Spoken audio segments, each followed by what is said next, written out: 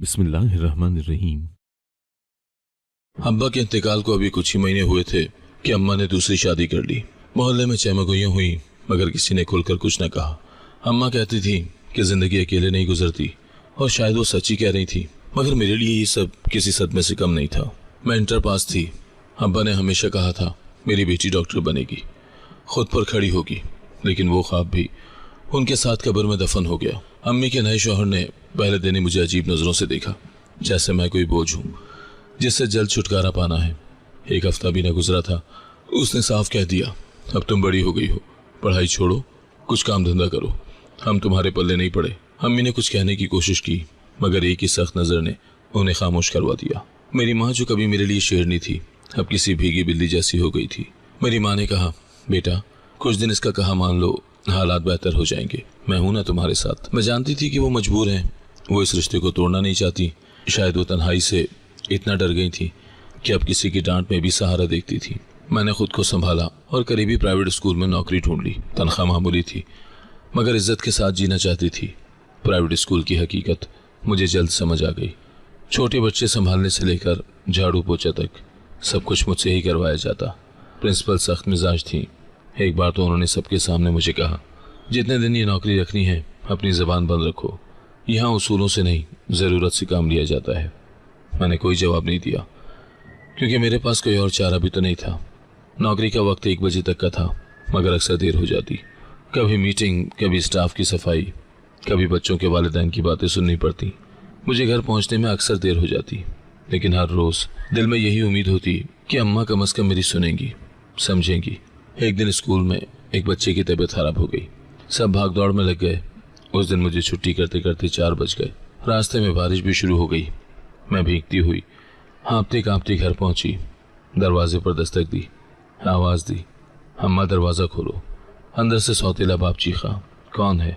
मैं हूँ, सकीना। दरवाज़ा खुला, वो सामने खड़ा था, आंखों में आग, माथे पर बल और ज़बान जहर में बुझी हुई। उसने एक नज़र मेरे कपड़ों पर डाली जो बारिश से भीग चुके थे, फिर कहा, 4 बजे स्कूल खत्म होता है, लगता है तुमने अपना वक्त कहीं और लगाया है। मैंने हाथ जोड़ते हुए कहा, नहीं अब्बू, आज एक बच्चा बीमार हो गया था, इसी वजह से देर हो गई। कसम से हमें बेवकूफ़ समझा है, स्कूल की छुट्टी 1 बजे होती है, 3 घंटे कहाँ नहीं। वो चीखा, अपने आशिकों के साथ घूम कर आती हो, अब मेरे घर में रहना चाहती हो? खबरदार जो अंदर कदम रखा। अम्मा, मैंने चीख कर कहा, देखो मुझे निकाल रहा है, तुम कुछ बोलो अम्मा। अम्मा खिड़की में खड़ी थी, आंखों में आंसू मगर जबान जैसे किसी ने सी दी हो। मैंने उम्मीद भरी नज़रों से उन्हें देखा। सिर्फ एक लफ्ज़, सिर्फ एक इशारा, सिर्फ इतना कह दें, ये मेरी बेटी है, झूठ ना बोलो। मगर अम्मा चुप रही। मैंने फिर दरवाजे की तरफ देखा। दरवाज़ा बंद हो चुका था मगर मेरी उम्मीद बाकी थी। मैं वहीं सीढ़ियों पर बैठ गई। बार बार दरवाजे पर नजर जाती, कभी खिड़की की तरफ देखती। अम्मा अंदर कहीं मौजूद थी, मैं जानती थी। उनकी मौजूदगी का एहसास मेरे चारों तरफ था, लेकिन उनका सुकूत मेरे वजूद पर भारी होता जा रहा था। मैंने आवाज़ दी, अम्मा सिर्फ एक बार मेरी बात सुन लो प्लीज़। खिड़की खुली। अम्मा ने थोड़ा सा पर्दा हटाया। उनकी आंखें मेरी आंखों से मिली। वो भीगी हुई लग रही थी, जैसे आंसू बहुत देर से बह रहे हों। मैं उठकर खड़ी हुई, एक कदम आगे बढ़ाया। दिल में यकीन था कि वो अभी आवाज़ देंगी, दरवाज़ा खोलेंगी और मुझे गले से लगा लेंगी, मगर उन्होंने कुछ न कहा। आंखें चलने में मेरी तरफ रहीं। फिर पीछे किसी आवाज़ पर चौंक कर उन्होंने पर्दा वापस गिरा दिया। मैं समझ गई कि पीछे वो शख्स खड़ा होगा, वही जिसके डर ने मेरी माँ की ज़बान छीन ली थी। मैं दोबारा बैठ गई। कुछ लम्हे यूं ही गुजरे जैसे वक्त रुक गया हो। मैं छत की तरफ देख रही थी। किसी कबूतर ने खिड़की की मुंडेर पर बैठकर फड़फड़ाहट की। शायद मेरी तकलीफ उस पर भी असर कर गई। मैंने नजरें नीचे की और दिल में खुद से कहा, यह मेरी माँ नहीं हो सकती। मेरी माँ तो मेरे लिए सबसे लड़ जाती थी। अब मुझे वो दिन याद आ रहे थे जब अब्बा जिंदा थे। अम्मा तब भी सख्ती करती थी मगर उनकी सख्ती में प्यार होता था। एक बार स्कूल में मुझे बुखार हो गया था और अम्मा खुद रक्षा लेकर मुझे अस्पताल ले गई थी। तब किसी को कुछ साबित करने की ज़रूरत न थी। अब अम्मा किसी और की कैद में थी और मैं दरवाजे के बाहर। गली में कुछ औरतें पानी भरने जा रही थी। उन्होंने मुझे देखा, पहचाना और एक ने आहिस्ता से दूसरी के कान में कहा, यह वही लड़की है ना जिसे रात निकाला गया? दूसरी ने अफसोस से सर हिलाया और आगे बढ़ गई। मैंने चादर से अपना चेहरा छुपाया मगर वो अल्फाज मेरे कानों में गूंजने लगे। एक फ़कीर औरत वहाँ से गुजरी। उसने मुझे देखा, रुक गई। बेटी खैर तो है? दरवाजे के बाहर क्यों बैठी हो? मैंने कुछ न कहा। उसने जेब से एक सूखा सा रोटी का टुकड़ा निकाला और मेरे हाथ पर रख दिया। ये ले, खा ले, अल्लाह सब ठीक करेगा। मेरी आंखों में नमी उतर आई, लेकिन मैंने आंखें झुका ली। वो चली गई और मैं उस औरत के खुलूस के सामने खुद को छोटा महसूस करने लगी। अम्मा की खामोशी और एक अजनबी फकीर की हमदर्दी दुनिया का अजीब तज़ाद था। इस दौरान खिड़की एक बार फिर खुली। अम्मा की नज़रें इस बार ज़मीन पर थीं। वो पर्दे के पीछे छुपी छुपी मेरे वजूद को देख रही थी। मैंने हिम्मत करके कहा, अम्मा, मैं झूठ नहीं बोलती, आप जानती हैं ना। वो साकत रही। मेरे अल्फाज दीवार से टकरा कर वापस आए। मेरे पाँव सुन हो चुके थे। वक्त जैसे जमी हुई मिट्टी में गुम हो गया था। घर के दरवाजे खुलने की उम्मीद नहीं थी। मैंने अपने बैग गोद में रखा और उसमें वही चंद किताबें थी जिनके साथ ख्वाब बांधे थे। अब वो बेकार लगने लगी। मैंने बैग खोला, एक कॉपी निकाली। अब्बा की तस्वीर रखी थी दरमियान में, वही जो कभी मैंने फ्रेम में रखने की जिद की थी। अब्बा, आप होते तो ऐसा ना होता, मैंने आहिस्ता से कहा। फिर अचानक दरवाजे की तरफ से आहट हुई। मैं उछल गई। दिल ने कहा कि शायद अम्मा आ रही हैं, शायद, मगर वो सिर्फ अंदर से कोई चटखनी लगाने की आवाज़ थी। एक और कफल, एक और इनकार। मैंने अपनी चादर को ठीक किया, बैग उठाया और गली के नुक्कड़ की तरफ बढ़ गई। अब आगे कुछ भी तय नहीं था, पर एक बात तय थी। माँ खामोश रही, लेकिन अब मैं खामोश नहीं रहूँगी। मैं जिंदा थी और जो जिंदा होता है वो लड़ता है। रात आहिस्ता आहिस्ता गहरी हो रही थी। घरों की रोशनियाँ बुझ चुकी थीं, जैसे सब कुछ खत्म हो चुका हो।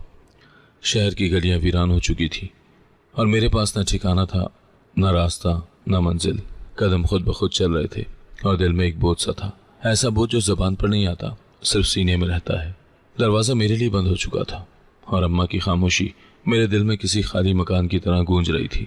मैं गली के नुक्कड़ तक पहुंची तो अचानक कुत्ते भौंकने लगे। मैं डर के मारे दीवार के साथ लग गई। एक मोटरसाइकिल तेज रफ्तार से मेरे पास से गुजरी। पीछे दो लड़के बैठे थे, उनकी नज़रें मेरे वजूद को नोच रही थी। एक ने आवाज़ कस दी, अरे रात के इस पहर कहाँ जा रही हो बीबी, घर से निकाल दी गई हो क्या? दूसरे ने कहकहा लगाया और मोटरसाइकिल आगे बढ़ गई। मैं अपनी चादर और कसकर ओढ़ने लगी, जैसे इस चादर में खुद को छुपा सकूं। धड़कन तेज हो गई थी। हर कदम के साथ कोई ना कोई साया मेरे पीछे चलता महसूस होता। मैंने 2-3 गलियां पार की, लेकिन शहर इतना बड़ा लग रहा था जैसे सब कुछ अनजाना हो। सोचा कि शायद चाची के घर चली जाऊं, जो कभी अब्बा के ज़माने में हम ईद पर बुलाती थी। फिर फ़ौरन याद आया कि अब्बा की वफ़ात के बाद उन्होंने आना जाना बंद कर दिया था। एक बार माँ उनके यहाँ गई तो दरवाजे पर कहलवा दिया गया कि अब बात नहीं बनेगी, हर किसी का बोझ नहीं उठाया जा सकता। मुझे वो जुमला आज भी याद था। मैंने चाची के घर का ख्याल दिल से निकाल दिया। अब एक ही जगह जहन में आई, अब्बा की कब्र। वही एक रिश्ता जो न बदला, न झूठ बोला, न दरवाज़ा बंद किया। वहाँ न ताना था, न खामोशी का जहर। मैंने चुपचाप कब्रिस्तान की तरफ रुख किया। रास्ते में एक दूध वाला साइकिल पर जा रहा था। उसने मुझे देखा, रुकने की कोशिश की। शायद तरस आया हो या शायद कुछ और। मैंने नज़रें नीचे करके रास्ता बदल लिया। गेट के किनारे से अंदर दाखिल हुई तो सन्नाटा हर तरफ फैला था। कहीं दूर से उल्लू की आवाज़ आ रही थी और किसी पत्थर पर बैठा कोई कौवा शोर कर रहा था। मैं आहिस्ता आहिस्ता कब्र के रास्तों से गुजरी, हत्ता कि अब्बा की कब्र पर पहुंच गई। कब्र के पास बैठते ही जैसे मेरे अंदर का बोझ थोड़ा हल्का हुआ हो। मिट्टी गीली थी और सर्दी आहिस्ता आहिस्ता जिस्म में उतर रही थी, मगर मैं वहीं सिमटी बैठी थी। मेरे हाथ अब्बा की कब्र पर थे और आंखें बंद करके मैंने खुद को उनकी गोद में महसूस करने की कोशिश की। मैंने चीख चीख कर रोना शुरू किया, जैसे कोई अंदर का लावा बरसने लगा हो। अब्बा, अब्बा, मुझे क्यों छोड़ गए आप? आपके बाद कुछ भी वैसा नहीं रहा। मैं हर लफ्ज़ के साथ कब्र की मिट्टी पर मुक्के मार रही थी। मेरी आवाज़ कब्रिस्तान की खामोश फिजा में गूंज रही थी। हर आहट, हर सरसराहट मुझे चौंका रही थी, मगर मैं रुकने को तैयार न थी। मुझे कुछ समझ नहीं आ रहा अब्बा।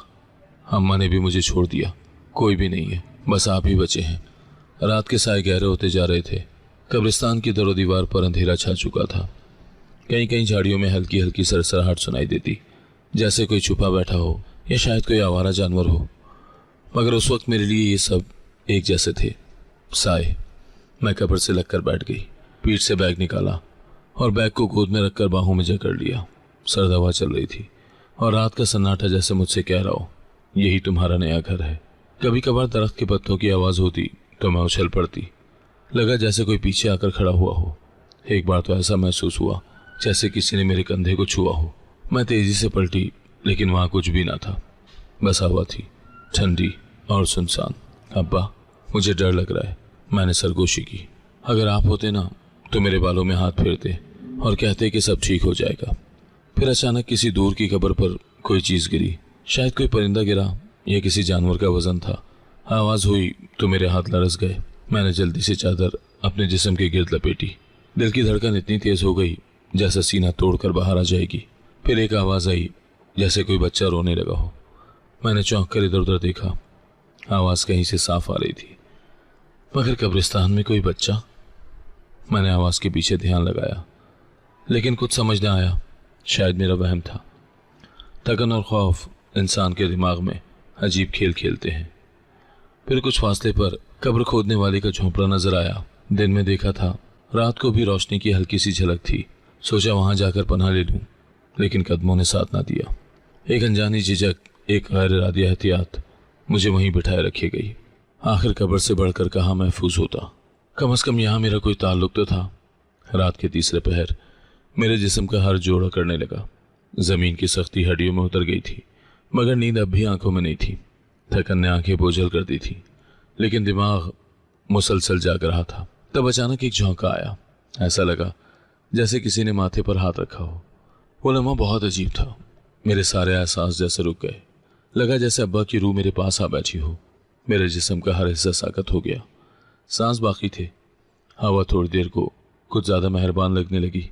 उस झोंके के बाद मेरे आंसू थम गए। एक अजीब सा सुकून उतरा, जैसे किसी ने कहा, डरो मत, मैं हूं तुम्हारे साथ। मैंने मिट्टी की ठंडक को महसूस करते हुए आहिस्ता से आंखें बंद की, बैग को गले लगा लिया और जमीन पर सीधी लेट गई। आसमान पर सितारे भी नहीं थे, बस एक अंधेरा था जो मुझे अपनी लपेट में ले रहा था। मेरे कानों में दूर किसी घंटी की आवाज आ रही थी। शायद किसी मस्जिद की पुरानी घड़ी हो जो हर घंटे पर आवाज देती है। वक्त का पता नहीं चल रहा था, लेकिन जिस्म नींद के हवाले हो चुका था। अब्बा, मैंने आखिरी बार कहा, अगर आप मुझे सुन सकते हैं तो बस इतना कर देना कि ख्वाब में आकर एक बार थपकी दे दो, ताकि मुझे नींद आ सके। और फिर आंखें बंद हो गई। नींद आ गई, ना मुकम्मल ना गहरी, बस एक बेहोशी सी। ऐसा लग रहा था जैसे जिस्म कब्र के साथ दफन हो चुका हो और रूह किसी पुरानी याद में जा बसी हो। सुबह कब होनी थी, कहाँ रोशनी आनी थी, कुछ पता न था। सिर्फ एक दुआ थी कि ये रात खत्म हो और मैं कल की सुबह में जिंदा जाग सकूं। ये रात मेरी जिंदगी की सबसे लंबी रात थी। कब्रिस्तान की वो खामोशी, पत्थरों की ठंडक और खौफ का हर लम्हा मेरे अंदर हमेशा के लिए कैद हो गया। मगर उसी रात मुझे पहली बार महसूस हुआ कि अब्बा, जिन्हें दुनिया छोड़े हुए बरसों गुजर चुके थे, वो अब भी मेरी पुकार सुनते हैं और शायद अपने ही अंदाज में जवाब भी देते हैं। सुबह फजर से कुछ पहले आंख खुली तो सर्द हवा की एक लहर मेरे चेहरे से टकराई। आंखें रगड़ते हुए सीधी होकर बैठी तो अचानक मेरी नज़र कब्र के सिरहाने पर पड़ी, जहाँ एक साफ सुथरा थाल रखा था। मैं हैरत से दंग रह गई। रात तो मैं कब्र से लिपट कर सो गई थी और इर्द गिर्द को इंसान दिखाई न दिया था।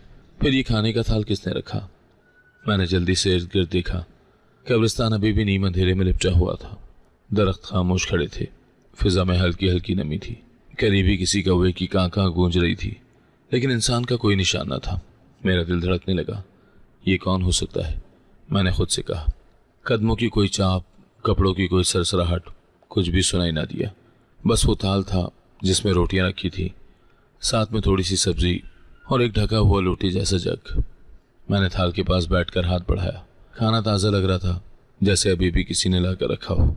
मैंने पीछे मुड़कर देखा, शायद कोई दरख्त के पीछे छुपा हो या कब्रिस्तान के किसी कोने में छुपा देख रहा हो, मगर वहाँ कुछ भी ना था।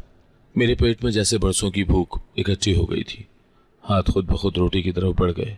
जिसने भी रखा हो, अल्लाह उसका भला करे, मैंने ज़ेरे लब कहा और पहला निवाला मुंह में रखा। निवाला चबाने के साथ ही आंखों में आंसू भर आए। इतने दिनों की बेकदरी, जख्म, सर्द रात, तन्हाई, सब जैसे एक नरम गर्म निवाले के साथ थोड़ी देर के लिए धुंधला हो गया। शायद किसी फकीर की मेहरबानी हो या किसी कब्र पर आने वाले ज़ायर ने बचा हुआ खाना रखा हो। मैंने सोचा, लेकिन दिल ये मानने को तैयार न था।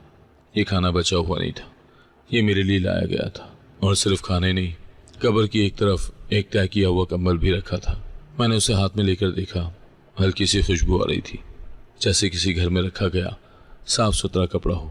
मैंने नाक लगाकर सूंघा, अजनबी मगर महफूज सा एहसास हुआ। मैं सोच में पड़ गई, क्या ये कोई जानने वाला है या शायद कोई चुपचाप मेरी मदद करना चाहता है। मगर किसने देखा मुझे यहाँ? रात तो कोई नहीं था। ये सब कुछ मेरी अकल से बाहर था, लेकिन दिल को जैसे एक ठंडक मिल रही थी। न कोई आवाज़, न कोई नाम, न चेहरा, बस एक खामोश सा हमदर्द जो जानता था कि इस कब्र के पास एक लड़की रात गुजारती है। मुझे पहली बार लगा जैसे मैं अकेली नहीं हूँ, किसी की नज़र मुझ पर है।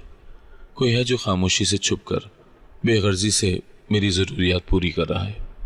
मैंने कंबल ओढ़कर दीवार से टेक लगा ली। खाने के बाद जिस्म में थोड़ी तवानाई आई थी। नींद पूरी ना थी, लेकिन दिमाग कुछ देर को पुरसुकून हो चुका था। कुछ देर के बाद कब्रिस्तान के दरवाजे की तरफ से एक बूढ़ा कब्र खोदने वाला आया। वो हर रोज़ सूरज निकलने से पहले आता था। मैंने देखा वो अपने औजार संभाल रहा था। बाबा जी, मैंने हिम्मत करके आवाज़ दी। उसने चौंक कर मेरी तरफ देखा, जैसे मुझे पहली बार देख रहा हो। हाँ बेटी, तू कब से यहाँ बैठी है? बस 2 दिन हो गए, मैंने मुख्तसर जवाब दिया। ये खाना और कंबल किसने दिया? तूने रखा था या किसी और ने ला कर दिया? पता नहीं, सुबह आँख खोली तो रखे हुए थे, कोई दिखाई नहीं दिया। बाबा जी ने होंठ भींच लिए, फिर कहा, अजीब बात है, यहाँ दिन में भी कोई नहीं भटकता, रात को तो कोई भटकता भी नहीं।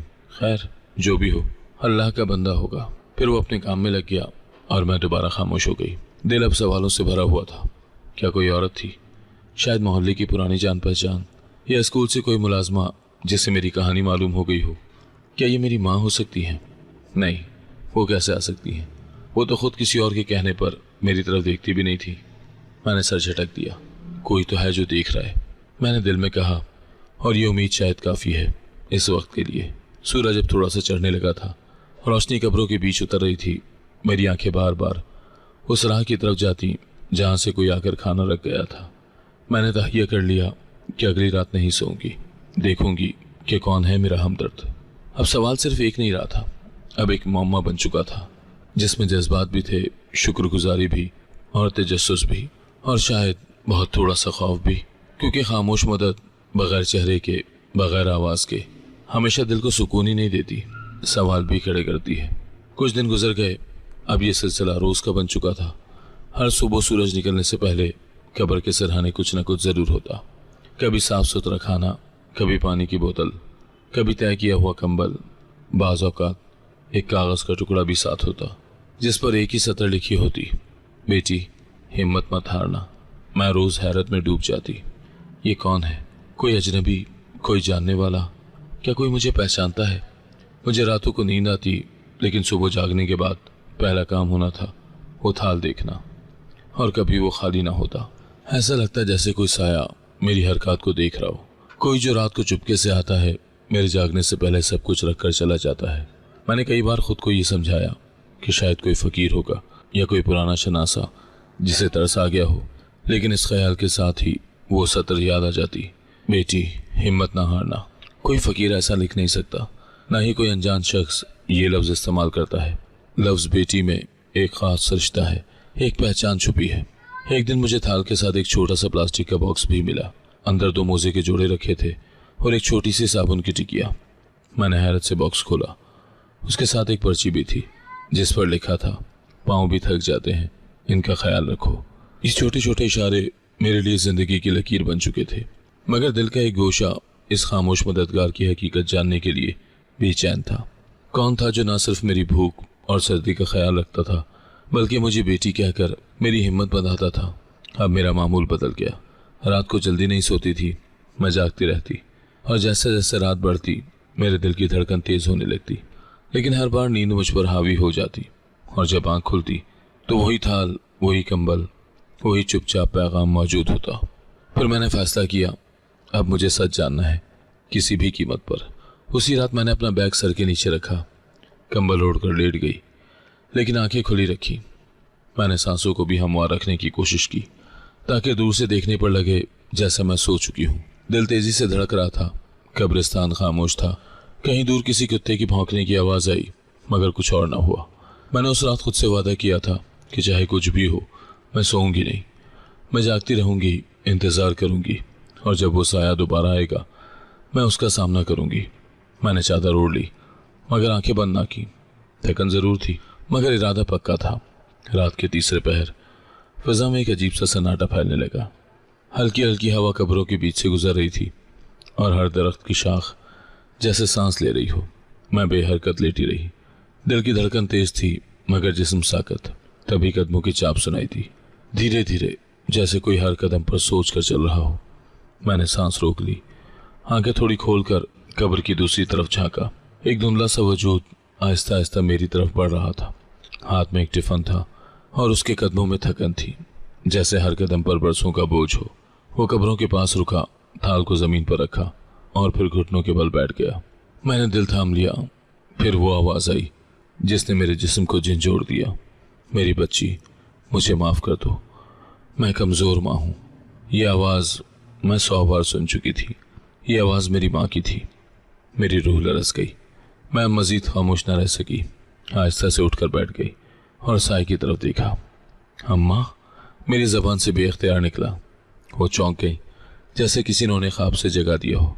उन्होंने सर उठाकर मेरी तरफ देखा, आंखें फैल गई और लब कपकपाने लगे।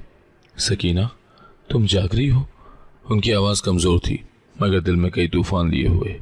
मैंने आहिस्ता से कहा, जी अम्मा, अब और सोना नहीं चाहती, बहुत सो लिया है, अंदर भी बाहर भी। वो मेरी तरफ देखती रही, जैसे यकीन ना आ रहा हो कि मैं उनके सामने बैठी हूँ। फिर उनके आंसू बहने लगे। मैं बहुत बुरी माँ हूँ। वो मेरे सामने ज़मीन पर बैठ गई। नहीं, आप बुरी नहीं हैं, बस कमज़ोर हैं। मैंने उनकी तरफ देखा और पहली बार वो मुझे टूटती हुई नजर आई। एक माँ नहीं, एक औरत जो खुद भी सिस्कियों में कैद थी। तुम्हें दरवाजे से निकालने का फैसला मेरा नहीं था सकीना, वो बोली, मगर खामोशी मेरी थी। वो जुल्म करता रहा और मैं देखती रही। और ये सब, ये खाना, ये कंबल? मैंने पूछा। मेरी नींदें छिन गई थी।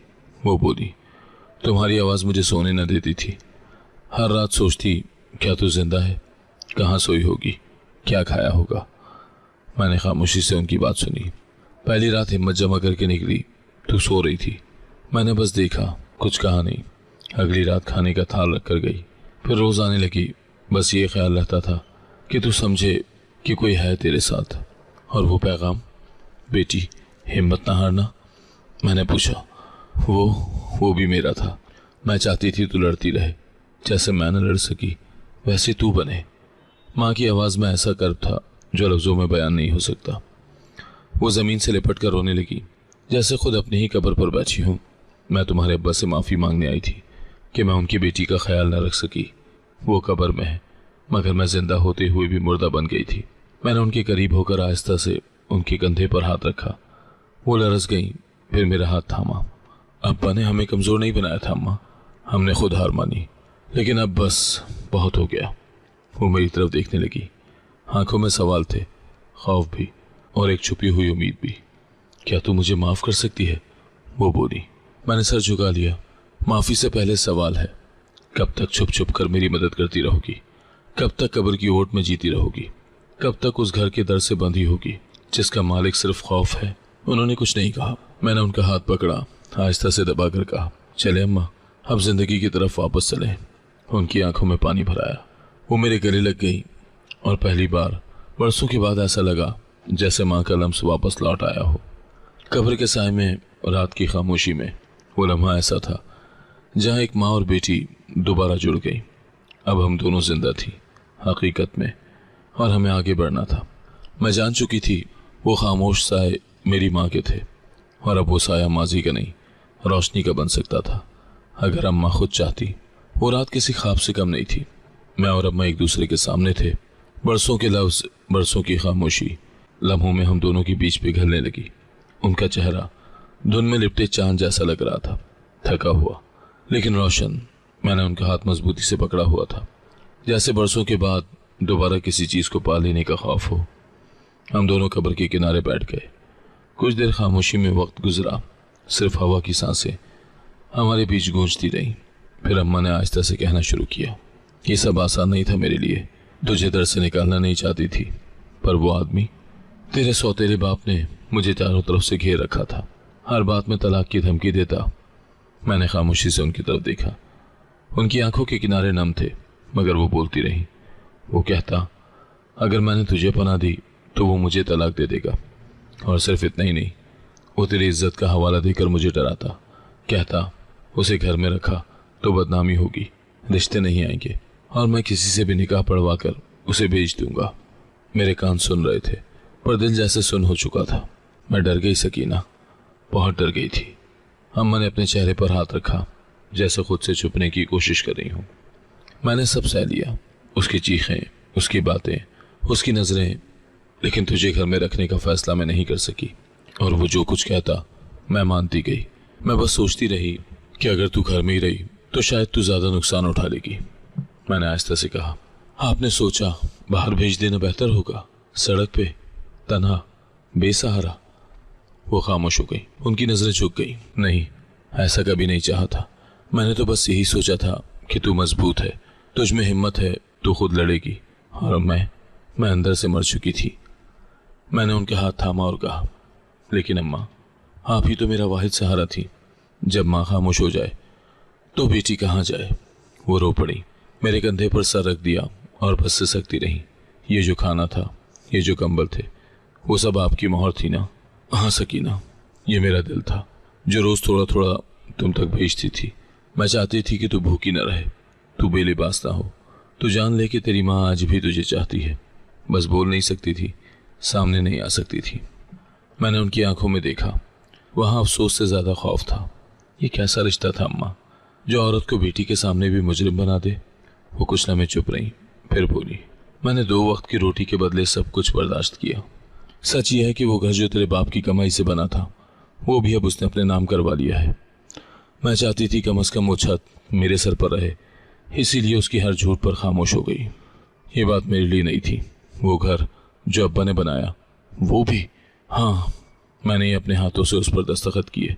उसके कहने पर डरते डरते मेरे अंदर जैसे आग सी भड़कने लगी। मैं उठकर खड़ी हो गई। अम्मा ने मुझे देखा हैरत से। बेटी कहाँ जा रही हो? अब वो सब कुछ वापस लेना है अम्मा। उन्होंने मेरा बाजू पकड़ कर रोका। नहीं, वो बहुत जालिम है, वो कुछ भी कर सकता है। तो क्या हम सारी जिंदगी डरते रहेंगे?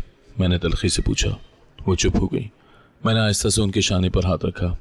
अम्मा, आपने मुझे पैदा किया, पाला, और अब जब वक्त आया है कि हम एक साथ खड़े हों तो आप फिर से पीछे हट रही हैं। वो कुछ देर सोचती रही, फिर आहिस्ता से बोली, अगर तू साथ है तो शायद मैं लड़ सकती हूँ, पर क्या हम जीतेंगे? पता नहीं अम्मा, पर यह भी सच है कि अगर हम लड़े नहीं तो हार पहले ही मान चुके हैं। वो कब्र की तरफ देखने लगी, फिर बोली, तेरे अब्बा ने भी यही बात कहनी थी, पर मैंने नहीं सुनी। अब शायद देर ना हो गई हो। नहीं अम्मा, अभी वक्त है, अभी हम जिंदा हैं, और जिंदा लोग अगर सच के साथ हों तो जीत उनके कदम चूमती है। उन्होंने मेरा हाथ मजबूती से पकड़ लिया। सच की चोट बहुत गहरी होती है सकीना, मैंने कहा, लेकिन झूठ का जहर हमें अंदर ही अंदर खा रहा है। इससे बेहतर है कि हम एक बार दर्द झेल लें पर खुद को आज़ाद कर लें। वो आहिस्ता से इस बात में सर हिलाने लगी। हम कब्र से उठकर जाने लगे। पहली बार रास्ता सीधा महसूस हो रहा था। मैं जानती थी ये लड़ाई आसान नहीं होगी, लेकिन अब मेरे साथ मेरी माँ थी, खामोश साया नहीं, जीती जागती माँ, और यही मेरे लिए सबसे बड़ी जीत थी। हम दोनों कब्र के पास से उठ चुके थे। माँ का हाथ मेरे हाथ में था, मगर उनकी उंगलियां लरज रही थी। कब्रिस्तान की खामोशी हमारे पीछे रह गई थी, लेकिन दिल के अंदर शोर उठ रहा था। मैं जानती थी कुछ बातें अभी बाकी थी, वो बातें जो मेरे अंदर बरसों से चल रही थी, जिन्हें मैं कभी जबान पर ना ला सकी, मगर अब वो धमाके की तरह फटने को तैयार थी। हम कब्रिस्तान के बाहर एक वीरान बेंच पर बैठे। थोड़ी दूर एक बिल्ली कूड़े के ढेर से रोटी का टुकड़ा उठा रही थी। मुझे लगा जैसे वो भूखी बिल्ली में मैं अपना अक्स देख रही हूँ, मगर फिर अचानक अंदर कुछ टूट गया। मैंने माँ की तरफ देखा और अल्फाज जैसे खुद ब खुद जबान पर आ गए। माँ तो ऐसी नहीं होती। मेरी आवाज़ बुलंद थी, बहुत ज़्यादा, जैसे बरसों का दुख एक चीख में निकल आया हो। अम्मा चौंक गई। फिर क्यों खामोश रही? क्यों मुझे जालिम के हवाले किया? माँ का रंग फक हो गया। वो फौरन नीचे ज़मीन पर बैठ गई। मेरे कदमों में उनकी सांसें उखड़ रही थी। बेटा, उन्होंने हिचकिचाती आवाज़ में कहा। बस मजबूरी थी, उम्र ढल चुकी थी, ससुराल छिन जाने का डर था। और मेरी इज्जत? मैंने सवाल किया। उसका क्या? वो लरस गई। उसी का तो खौफ था, इसीलिए तो तुझे बचाने के लिए खामोशी चुन ली। खामोशी नहीं अम्मा, बेवफाई। मेरे लहजे में शिद्दत थी। कुछ राहगीर हमारे करीब से गुजरे। एक औरत ने पलट कर देखा। जैसे तमाशा बन रहा हो, मगर मैं रुकी नहीं। आप जानती थी वो कैसा आदमी है, इसके बावजूद आपने मुझे उसके रहमो करम पर छोड़ दिया। माँ की नज़र तो एक लम्हे में सब पहचान लेती है, फिर आपकी उन आंखों ने क्यों देखने से इनकार कर दिया? अम्मा अब भी खामोश थी, बस आंखों से आंसू बहते जा रहे थे। वो मेरे हाथ थामने की कोशिश कर रही थी, मगर मैंने हाथ पीछे खींच लिया। माँ का रिश्ता कमज़ोर नहीं होता। आपके लिए ससुराल अहम हो गया और मेरे लिए पनाह भी न रही। मैं डर गई थी बेटा, उन्होंने टूटे हुए लहजे में कहा। हर औरत एक वक्त पर हार मान लेती है, मैंने भी मान ली, पर मैं वो औरत नहीं हूँ माँ जो हार मान ले। मैं उठकर खड़ी हो गई। अगर आपने मेरी हिफाजत के लिए चुप साधी थी तो आज मैं आपके खातिर बोल रही हूँ।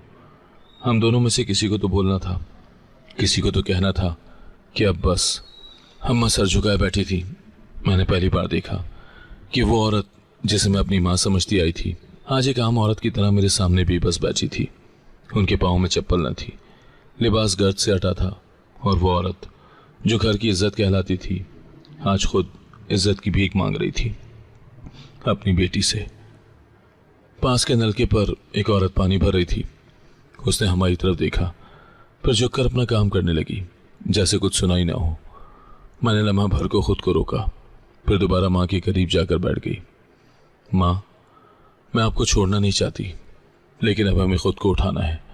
आपकी खामोशी ने हमें गिरा दिया, अब हमें अपनी आवाज़ से खड़ा होना है। माँ ने मेरी तरफ देखा, आंखों में हैरत थी, लेकिन पहली बार थोड़ी हिम्मत भी चमक रही थी। क्या तू मेरे साथ है? अब्बा की बेटी हूँ अम्मा, आपके साथ भी हूँ और सच के साथ भी। वो आहिस्ता से सर हिलाने लगी। जब तू गई तो वो आदमी बदल गया था। उसने मुझे सोने न दिया, कदम कदम पर ताने देता, कहता अब देख तेरी बेटी का क्या बनता है। मैं डर के मारे सांस भी रोक रोक कर जीती थी। आप अब भी उसी कैद में जी रही हैं, लेकिन अब हमें रिहाई लेनी है। अगर आपने अपना घर अपने हाथों से दिया तो अब हम उसे वापस भी अपने हाथों से ही लेंगे। अम्मा कुछ लम्हे चुप रही, फिर उन्होंने आहिस्ता से मेरा हाथ थाम लिया। तो तू अब घर चलेगी मेरे साथ? मैंने उनके हाथ पर दबाव देकर कहा, मैं आपके साथ रहूंगी अम्मा, लेकिन इस बार हम झुक कर नहीं, उठ कर जाएंगे। कानून भी हमारा है, हक भी हमारा। पर वो आदमी आसानी से नहीं मानेगा। वो बहुत चालाक है, बहुत ताकतवर। ताकतवर वो होता है जो सच पर खड़ा हो अम्मा, बाकी सब डर के पर्दे में छुपे होते हैं। उन्होंने हाँ में सर हिलाया, फिर हम चले। मैंने कहा चलें, लेकिन इस बार सवालों के जवाब देने, माफ़ी मांगने नहीं। हम बेंच से उठे और मैंने माँ का हाथ मजबूती से थामा। कब्रिस्तान पीछे रह गया था। अब हम शहर के उस रुख पर जा रहे थे जहाँ सच बोलने पर सज़ा नहीं, इंसाफ मिलता है। हमारी चुप खत्म हो चुकी थी। अब मेरे सवाल अब खामोशी से नहीं, अमल से जवाब मांगने वाले थे। माँ की आंखों में हल्की रोशनी नजर आ रही थी। बरसों के बाद शायद पहली बार हम कब्रिस्तान से निकले तो कदम एक दूसरे के साथ थे, लेकिन अंदर दोनों के तूफान अलग अलग थे। माँ के अंदर खौफ अब भी कहीं दबा हुआ था और मेरे अंदर आग। मैंने उनका हाथ मजबूती से थाम रखा था। रास्ते में एक पुलिस की गाड़ी गुजर रही थी। माँ ठिठक कर रुक गई। मैंने उनके चेहरे पर वही पुराना डर महसूस किया। माँ, अब ये गाड़ियाँ हमें नहीं रोकेंगी। अब हम सच बोलने जा रहे हैं, झूठ छुपाने नहीं। उन्होंने सर हिलाया और कदम आगे बढ़ाए। हम सीधे एक ऐसे शख्स के पास गए जो इलाके में मुअज़्ज़िज़ माना जाता था। कई लोग उसके पास मशवरे के लिए आते थे और वो मकामी सियासत से भी जुड़ा हुआ था। मैंने उसका नाम सुना था, लेकिन कभी बात करने की हिम्मत नहीं हुई थी। दफ्तर में दाखिल हुए तो एक नौजवान ने हमें बैठने को कहा। कुछ देर के बाद वो शख्स खुद अंदर आया, दरमियानी उम्र का, साफ कपड़ों में, गहरी नजरें रखने वाला। उसने हमें देखते ही कहा, जी बेटियों, कैसे आना हुआ? मैंने सांस भरी और कहा, हमें इंसाफ चाहिए, इससे पहले कि देर हो जाए। उसने संजीदगी से हमें देखा और कहा, बात खुलकर बताओ ताकि खुलकर हल निकाला जाए। मैंने सारी कहानी बयान की। अब कोई पर्दा न रहा था। मैंने सौतेले बाप की धमकियाँ, माँ पर दबाव, घर के कागजात, सब कुछ लफ्ज़ ब लफ्ज़ बता दिया। दरमियान में माँ रो पड़ी, मगर मैं बोलती रही। उस शख्स ने सुनने के बाद गहरा सांस लिया। ये मामला कानूनी भी है और इखलाकी भी, और सबसे बड़ी बात, ये माँ बेटी की इज्जत का सवाल है। उसने एक फ़ोन उठाया और किसी वकील को बुलाया। आधे घंटे के बाद एक कानूनी मशीर हमारे सामने बैठा था। ये घर आपके शौहर के नाम कैसे हुआ? वकील ने माँ से पूछा। उसने मेरे सामने कागजात रखे, कहा कि कुछ फॉर्म भरने हैं। मैंने बगैर पढ़े दस्तखत कर दिए। बाद में पता चला वो घर उसके नाम हो चुका था। और आपके पास निकाहनामा है? वकील ने पूछा। जी है। तो फिर फिक्र न करें। अगर निकाह में धोखा, ज़बरदस्ती या गलत नीयत शामिल हो तो कानून आपके साथ है। मैंने पहली बार माँ के चेहरे पर उम्मीद की एक झलक देखी। सियासी शख्स ने कहा, हम ये मामला मीडिया पर भी ला सकते हैं, लेकिन अगर बात जल्दी निपटानी है तो बातचीत का रास्ता भी है। नहीं, अब कोई बातचीत नहीं, मैंने सख्ती से कहा। अब सिर्फ इंसाफ चाहिए। जो वो हमसे छीन चुका है वो हमें वापस मिलना चाहिए। उन्होंने हामी भर ली। एक कानूनी दरख्वास्त तैयार की गई जिसमें माँ की गवाही, मेरे बयान और सौतेले बाप की धमकियों की तफसील शामिल थी। उसी शाम हमें पुलिस स्टेशन बुलाया गया। मैं माँ के साथ गई। वहाँ थानेदार पहले से तैयार था। हमें बिठाया, बात सुनी और कहा, आपकी शिकायत दर्ज हो गई है, कानूनी कार्रवाई शुरू कर दी गई है। 1 हफ्ते के अंदर सौतेले बाप को नोटिस भेज दिया गया। वो पहली पेशी पर नहीं आया, दूसरी पर भी गैर हाजिर रहा। तीसरी बार अदालत ने सख्त रवैया अख्तियार किया और बिलाखिर वो खुद थाने में पेश हुआ। माँ को वहाँ बुलवाया गया, मैं भी साथ थी। वो शख्स हमें देखकर चौंका, जैसे यकीन न आया हो। उसकी आंखों में हार नजर आ रही थी, मगर जबान अब भी तेज थी। अब मेरे खिलाफ महाज खोल लिया है, उसने तंजिया कहा। नहीं, हमने अपने हक के दरवाजे खोले हैं, मैंने जवाब दिया। उसने माँ को देखा और कहा, ये सब क्या है? तुमने मेरे साथ धोखा किया। माँ ने पहली बार नजरें चुराई नहीं, सीधी आंखों में देखकर बोली, नहीं, धोखा तूने किया।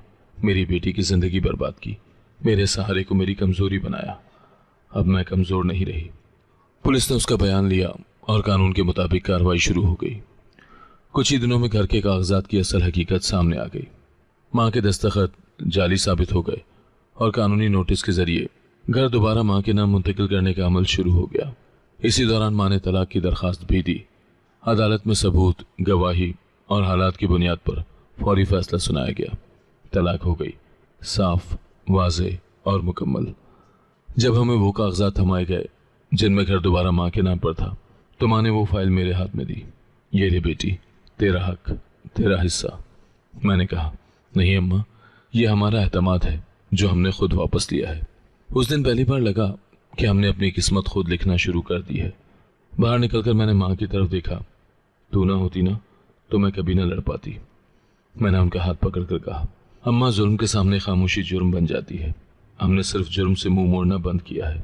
और उस दिन हमें सिर्फ इंसाफ नहीं मिला, बल्कि अपनी पहचान भी वापस मिली। घर के दरो दीवार वही थे, मगर हवा बदल चुकी थी। कमरे वही थे, मगर उनमें खामोशी की जगह हंसी गूंजती थी। माँ और मैं जब वापस अपने उस घर में दाखिल हुए तो किसी फातेह की तरह नहीं, बल्कि किसी यतीम वारिस की तरह जो अपना हक लेकर वापस आया हो। दरवाजे पर पहला कदम रखते वक्त माँ के पांव लर्जे थे। मैंने उनका हाथ थाम कर कहा, यही वो जगह है जहां हमें नए सिरे से जीना है अम्मा। वो धीरे से बोली, पहले ये घर कैद था, अब शायद जिंदगी बन जाए। हमने सबसे पहले वो कमरा खोला जिनमें बरसों से उनकी चुप कैद थी। माँ ने कालीन झाड़ा, मैंने पर्दे धोए, दीवारों पर जमा गर्द साफ की और धीरे धीरे हम दोनों ने उस घर में सांस लेना सीखा। मैंने अपनी पुरानी नौकरी को खैरबाद कहा। उस स्कूल में अब मजीद काम करना मेरे लिए मुमकिन नहीं था, जहाँ सिर्फ मुझे मजदूर समझा गया था। मैंने कुछ दिन ऑनलाइन कोर्सेज किए, फिर आहिस्ता आहिस्ता एक छोटे ट्यूशन सेंटर की बुनियाद रखी। इब्तिदा में सिर्फ 3 बच्चे थे जिन्हें मैं शाम में पढ़ाती। माँ ने कहा, इतनी थकन के बाद भी पढ़ाती हो, आराम नहीं आता? मैंने हंसकर कहा, ये थकन नहीं अम्मा, ये मेरा ख्वाब है जो मैं अपने नाम कर रही हूँ। रफ्ता रफ्ता बच्चों की तादाद बढ़ने लगी। एक माँ अपनी बेटी को लाती तो दूसरी दिनों में बेटे को भेजती। मोहल्ले में बात फैलने लगी कि एक लड़की है जो खुद भी लड़कर निकली है और अब दूसरों के बच्चों को मजबूत बना रही है। माँ का अंदाज भी बदलने लगा। वो जो पहले दरवाज़ा बंद करके रहती थी, अब सहन में धूप में बैठकर बुनाई करती थी। कभी मोहल्ले की औरतें आकर उनसे मशवरा लेती तो वो पूरे एतमाद से जवाब देती। एक दिन एक औरत आई, आंखों में आंसू, 2 बच्चों का हाथ थामा हुआ। उसका शौहर उसे मारता था। माँ ने उसे अंदर बिठाया और बोली, बेटी, बर्दाश्त से कभी इज्जत नहीं बचती, सिर्फ जिस्म थकता है। मैं बावर्ची खाने से निकलकर माँ को देखती रही। मेरी वही माँ जो बरसों खामोश रही थी, आज किसी और के लिए आवाज़ बन चुकी थी। हमने मिलकर उस औरत के लिए भी मदद का रास्ता निकाला। कानूनी मशवरा, तहफ़्फ़ुज़ का बंदोबस्त, बच्चों की तालीम, जो हमारे बस में था वो किया। माँ कहती थी, सकीना, ये सब तूने मुझे सिखाया है, वरना मैं तो सिर्फ सहती रहती। मैं कहती, नहीं अम्मा, आपने जो चुप सही वही मेरी आवाज़ बन गई। हम दोनों के दरमियान अब कोई फासला नहीं रहा था, न लफ्ज़ों का न जज्बों का। वो मेरा हाल जानती थी, मैं उनका माजी समझती थी। एक दिन जब सूरज गुरूब होने को था, हम छत पर बैठे थे। माँ ने अचानक कहा, पता है, इस घर की दीवारों ने जितनी चीखें सुनी है, अब उतनी ही दुआएं भी सुनेगा। मैंने उनके हाथ को थामा। अब हम इन दीवारों पर यादें लिखेंगे, खौफ नहीं। माँ के चेहरे पर एक नर्म सी मुस्कुराहट थी। वो माँ जो कभी दुनिया से नजरें चुराती थी, अब लोगों की आंखों में देखकर बात करती थी। और मैं अब सिर्फ अब्बा की बेटी नहीं थी, मैं अपनी माँ की भी फख्र थी। जब मैं पीछे मुड़कर देखती हूँ तो वो लड़की नजर आती है जो एक बार कब्र के पास लेटी थी, जिसके पास न छत थी, न तहफ़्फ़ुज़, न कोई मदद, न कोई वादा। और आज मैं एक ऐसी औरत हूँ जो अपने नाम पर खड़ी है। अब्बा की कब्र पर जाना मेरी आदत बन चुकी है, लेकिन अब वहाँ जाने का मकसद वो नहीं होता, शुक्रिया होता है। अब्बा, आपने जो बेटी छोड़ी थी वो अब किसी की मोहताज नहीं रही। माँ मेरे साथ होती हैं, कभी कब्र पर खामोश खड़ी होती, कभी खुद भी दुआएं करती हैं। हम दोनों एक ही सफ़ में चलती हैं, ना आगे ना पीछे। मेरे ट्यूशन सेंटर में अब 20 बच्चे आते हैं। कुछ लड़कियां जो घर से बाहर निकलने से डरती थी, अब मेरे साथ मिलकर दूसरों को पढ़ाती हैं। मैंने उन सब के लिए एक छोटा सा वर्कशॉप रखा, जहां हम खुद को सुनने और सुनाने का सलीका सिखाते हैं। एक दिन एक लड़की ने कहा, आपी, अगर आप जैसी बन सकें तो शायद हमें भी अपनी आवाज़ मिल जाए। मैंने जवाब दिया, आवाज़ हम सब के अंदर है, बस किसी लम्हे उसे जगाने की ज़रूरत होती है। माँ ने मुझे आहिस्ता से एक दिन कहा, सकीना, तू बस एक बेटी नहीं रही, अब तो औरतों की रोशनी बन गई है। मैंने कहा, अम्मा, वो रोशनी आपकी आंखों से निकलकर मुझ तक पहुंचती है। हम दोनों ने अब एक फैसला किया है कि हर महीने किसी एक औरत की कहानी सुनेंगे। जो भी सह रही हो उसके साथ बैठेंगे, उसे सुनेंगे, और अगर हो सके तो उसके लिए कुछ करेंगे। ये सब कहना आसान है, करना मुश्किल। लेकिन अब मैं जान चुकी हूँ कि औरत अगर चाहे तो हर तूफान का रुख मोड़ सकती है। माँ भी बदल गई, वो अब पीछे नहीं हटती। वो अदालत में गवाही देने जाती हैं, पड़ोस की बच्चियों को नसीहत करती हैं, और अगर कोई सच बोलने से डरे तो माँ कहती है, सच की जबान थोड़ी जलती है, मगर वही जख्म बाद में रोशनी बन जाता है। हम अब खुद को कमज़ोर नहीं कहते, हम औरतें हैं जो तकदीर भी लिख सकती हैं, और अगर ज़रूरत पड़े तो उसे फाड़ कर दोबारा लिख भी सकती हैं। अब कोई बेटी कब्रिस्तान न जाए, माँ खामोश न रहे, और जुल्म को तकदीर न समझे। यही हमारी लड़ाई है और यही हमारी जीत। हम आज आज़ाद हैं क्योंकि हमने बोलने का फैसला किया, लड़ने का हौसला रखा और अपनी जंग खुद लड़ी। और ये सिर्फ हमारा नहीं, हर उस औरत का फख्र है जो अब भी हार मानने के बजाय हिम्मत करने का सोच रही है। अगर आपको आज की कहानी पसंद आई है तो वीडियो को जरूर लाइक कीजिएगा और अपने दोस्तों के साथ भी शेयर कीजिएगा। और हाँ, अगर आपने अभी तक हमारा चैनल सब्सक्राइब नहीं किया तो जरूर सब्सक्राइब करें। मिलते हैं कल एक नई और दिलचस्प कहानी के साथ। अल्लाह हाफिज।